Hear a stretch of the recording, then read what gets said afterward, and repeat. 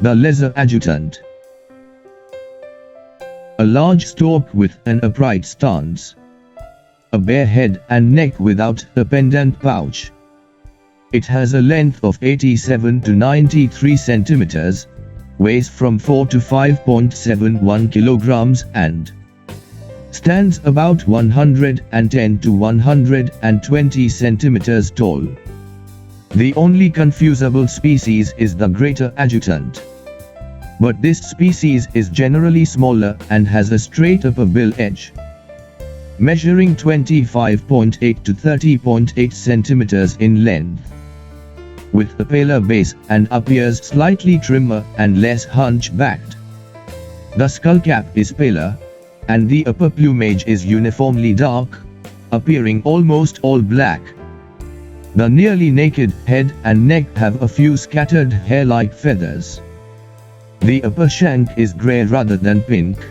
The tarsus measures 22.5 to 26.8 centimeters.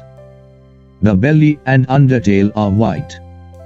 Juveniles are a duller version of the adult but have more feathers on the nape. During the breeding season, the face is reddish, and the neck is orange.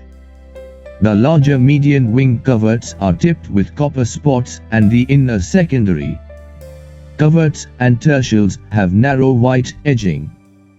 Like others in the genus, they retract their necks in flight. In flight, the folded neck can appear like the pouch of the greater adjutant.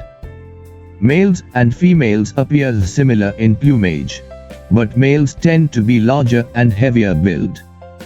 They are often found in large rivers and lakes inside well-wooded regions, in freshwater wetlands in agricultural areas, and coastal wetlands including mudflats and mangroves.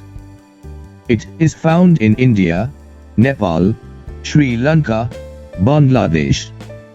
In India they are mainly distributed in the eastern states of Assam, West Bengal and Bihar. They are extremely rare in southern India.